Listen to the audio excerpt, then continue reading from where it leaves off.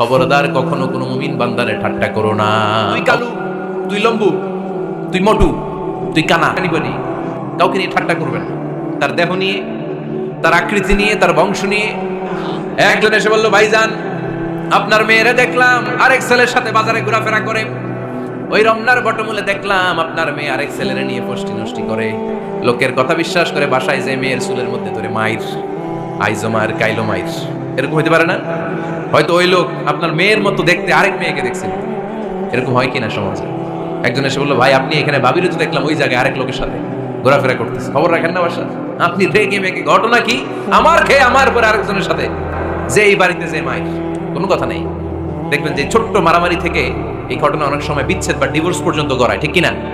ওই যে শোনা কথায় কান দিছে, ফাতা ভাইয়ন আপনি চেক করেন নাই, হয়তো আপনার স্ত্রীর মতো দেখতে বা আপনার স্ত্রী যে জামা পরে, যে পোশাক পরে, এরকম পোশাক পরে আরেক নারীকে দেখছে, আপনার বউ না এটা। আপনার মেয়ের ব্যাপারে যে তথ্য দিয়েছে এটা সঠিক নয়, সে আপনার মেয়ের মতো আরেকটা মেয়েকে দেখেছে, এসে আপনার কাছে বলে দিছে, আপনি বিশ্বাস করছেন। ভেজাল আছে না নাই? এই ভেজালগুলোকে থামানোর জন্য কোরআনে এই বিধানগুলো নাজিল করেছে কে? তাহলে ফরিদপুরের ভাইরা, সমাজটাকে সুন্দর রাখার তথ্য একটা শুনলেই বিশ্বাস করবেন না। সিলে কান নিয়ে গেছে শুনলেই সিলের পিছনে দৌড়, নাকি? কি করবেন? আগে কানে হাত দিয়ে একটু দেখবো কান দুইটা আছে না নাই, তারপরে চিলের পিছনে দৌড়ান। তাহলে এখন থেকে আমরা তথ্য একটা শুনলেই বিশ্বাস করব। তাহলে কি করবেন? বলতে হবে কি করবেন? যাচাই বাছাই, জাস্টিফিকেশন অফ দ্য নিউজ। কোন নিউজ জাস্টিফিকেশন ছাড়া আমরা প্রচার করব, বিশ্বাস করব, শেয়ার করব না। আল্লাহ বললেন, ইয়া আইয়ুহাল্লাযীনা আমানু লা ইয়াসখার কওমুম মিন কওম। ওহে আমার ঈমানদার বান্দারা, শোনো শোনো, খবরদার কখনো কোনো মুমিন বান্দারে ঠাট্টা করো না, অবজ্ঞা করো না, ঠাট্টা করো না। তার মনে কষ্ট হয় এমন কোনো কথা তারে বলো না। Never scoff of anybody. কাউকে নিয়ে ঠাট্টা করবেন না। তার দেহ নিয়ে, তার আকৃতি নিয়ে, তার বংশ নিয়ে। এক লোকের বাবা ছিল চোর, কিন্তু তার ছেলে অনেক ভালো। আপনি কি তারা বলতে পারবেন তুই চোরের ঘরের চোর? বলতে পারবেন? চুরি করছে বাবা, ওর কি দোষ? কথা বলেন। এগুলো কবিরা গুনাহ। আওয়াজ করে বলেন তো কি গুনাহ? কবিরা গুনাহ। কারো আকৃতি নিয়ে, আমার ফরিদপুরের কলিজার টুকরা যুবক ভাইরা, কারো আকৃতি নিয়ে কখনো অবজ্ঞা করবে না, তুচ্ছ জ্ঞান করবে না। এটা কবিরা গুনাহ, এটা আল্লাহ খুব অপছন্দ করেন। এর কারণ আকৃতিটা আমাদের হাতে নাই। আমাদের কারো নাক লম্বা, কারো খাটো, আমরা কেউ কালো, কেউ সাদা, আমরা কেউ স্মার্ট, কেউ অন্যরকম। তো এই যে আমাদের এক এক ধরনের আকৃতি, এটা কি আমি বানাইছি? আপনি বানাইছেন? দিছে কে? এই জন্য কারো দেহের গঠন নিয়ে যদি আপনি অবজ্ঞা করেন, এটা প্রক্ষান্তরে আপনি স্রষ্টাকে নিয়ে অবজ্ঞা করবেন। কারো দেহের আকৃতি নিয়ে যদি আপনি তুচ্ছ করেন, তাকে তুচ্ছ করেননি, আমার রবকে আপনি তুচ্ছ করেছেন। চিল্লায় বলেন ঠিক কিনা? খবরদার, তুই কালু, তুই লম্বু, তুই মোটু, তুই কানা, তুই রোহিঙ্গা, আছে না নাই? ইদানিং ইদানিং এটা খুব চলে, এই রোহিঙ্গা নামটা আছে না? ফরিদপুরে এগুলো ঢুকে নাই না? আমাদের ওইদিকে দেখি কি অবস্থা, কারোর সাথে কেউ লাগলে তুই রোহিঙ্গা। কি আশ্চর্য, এই গালি কবে আসলো? হ্যাঁ, অনেক ধরনের গালি। ঢাকায় আরেকটা চলে ফৈন্নির ভূত, কি বলে?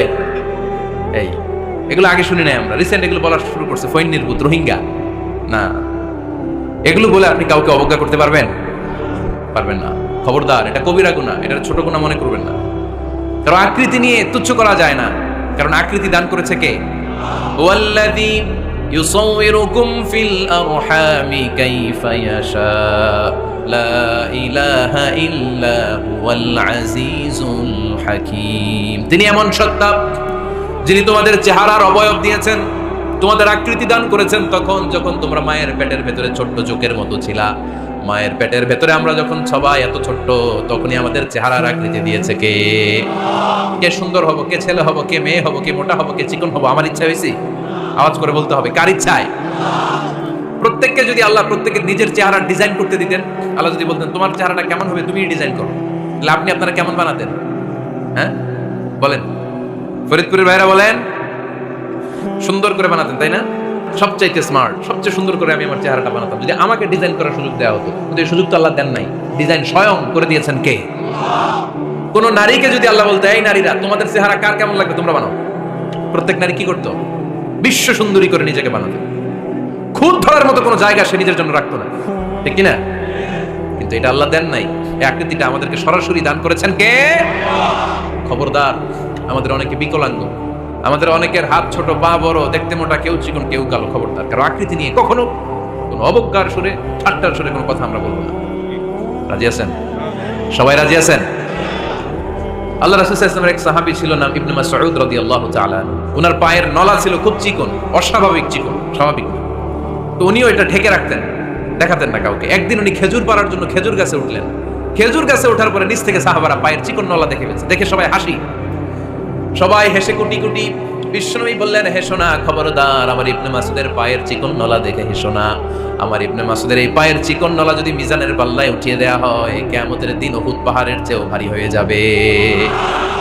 খবরদার, আমার ইবনে মাসউদকে আমার আল্লাহ অনেক পছন্দ করে, তার পা চিকন দেখে তাকে তুচ্ছ করো না।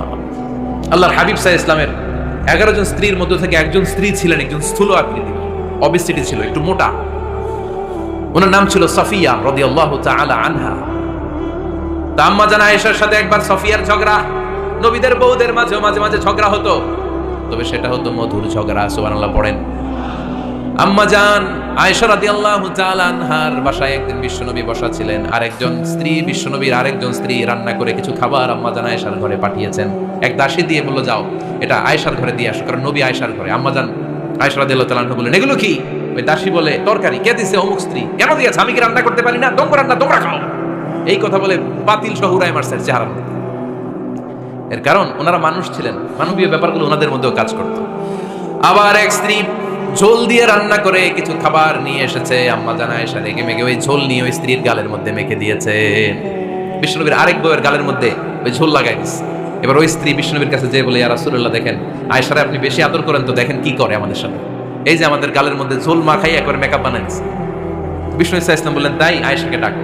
আম্মা জান আয়েশা রাদিয়াল্লাহু তাআলা আনহা আসলেন। আল্লাহ রাসূল সাল্লাল্লাহু আলাইহি ওয়াসাল্লাম বললেন, তুমি কি আমার এই স্ত্রীর সাথে এমন আচরণ করেছো?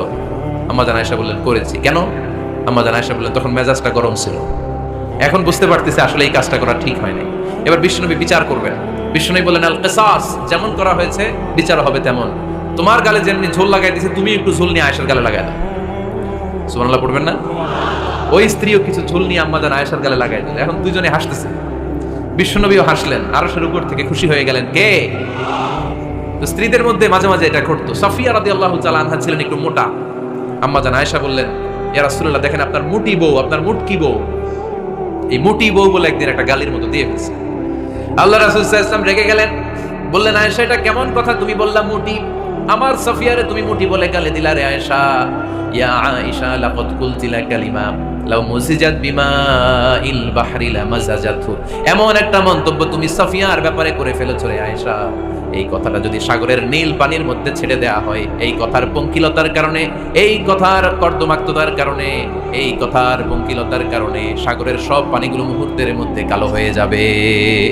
এই কথাটা সাগরে ফেলে দিলে সাগরের নীল পানি পুরোটা কালো হয়ে যাবে। আয়েশা, খবরদার, কাউকে তুচ্ছ করে অবজ্ঞা করে কখনো কিছু বলা যাবে না। এই জিহ্বাটা এটা ভয়ঙ্কর একটা অঙ্গ, বেশিরভাগ পাপ এই জিহ্বা দিয়ে হয়। কি দিয়ে হয়? এই জন্য সাহাবারা জিহ্বা ধরে মাঝে মাঝে জিহ্বার মধ্যে ব্যাত মারতেন আর বলতেন, জিহ্বা তোর জন্য আমি আটকে যাবো কিয়ামতের দিন। আমলিক আলাইকা লিসানাক, নিজের জিহ্বার মালিক নিজে হন, আপনার জিহ্বার মালিক যেন শয়তান না হয়ে যায়। জিহ্বা আপনার, শয়তানের ভাষায় আপনি কথা বলেন কেন? খবরদার, প্রতিটা কমেন্ট, প্রতিটা কথা, প্রতিটা মন্তব্য, এগুলোর ব্যাপারে কিয়ামতের দিন পাই টু পাই করে আপনার কাছে আল্লাহর সুপ্রিম কোর্টের কাঠগড়ায় দাঁড় করিয়ে আপনারা জিজ্ঞেস করবে কে? এজন্য বিশ্বনবী বলছেন, মাইয়াত মানলি মা বাইনা লিহিয়াইহি ওয়া মা বাইনা রিজলাইহি আতমান লাহুল জান্নাহ, আমার কোন উম্মত যদি দুইটা অঙ্গের গ্যারান্টি আমারে দেয়, আমি আমার উম্মতকে জান্নাতের গ্যারান্টি দেব। দুইটা অঙ্গের, একটা হলো জিহ্বা আর একটা লজ্জাস্থান। দুই চোয়ালের মাঝে যা থাকে লিজ্জা, জিহ্বা, আর দুই পায়ের মাঝখানে যা থাকে লজ্জাস্থান। এই দুইটা অঙ্গের গ্যারান্টি যদি বিশ্বনবীকে আপনি দেন যে নবী, জিহ্বা আর লজ্জাস্থান এই দুইটা অঙ্গের কোনো পাপ আমি করব না, নবী বলে, আমি দুনিয়ায় তোমার জান্নাতের গ্যারান্টি দিলাম। এজন্য জিহ্বাটারে সামলান, যা মনে চায় বলেন। খবর আছে না নাই? খবর আছে। মা ইয়ালফিযু মিন কাউলিন ইল্লা লাদাইহি রাকীবুন আতীদ, যা মুখ দিয়ে বের হয় লিখে রাখার জন্য দুইজন ফেরেশতা রেডি করে রেখেছে। কে? চিল্লায় বলেন। যতদিন আমরা বেঁচে থাকবো ততদিন থাকবে আমাদের কাঁধে, আমরা মরে যাবো এই ফেরেশতারা উড়াল দিবে, ঠিক কিনা? এজন্য সাবধান। আমলিক আলাইকা লিসানাক, নিজের জিহ্বার মালিক নিজে হন। মন যা চায় মুমিন তখন ইচ্ছা মতো মন মতো কোনো মন্তব্য ছুটতে পারে না। বিশ্বাসী বলে যদি নিজেকে দাবি করে, নিজের জিহ্বার মালিক নিজে থাকার দরকার আছে না নাই?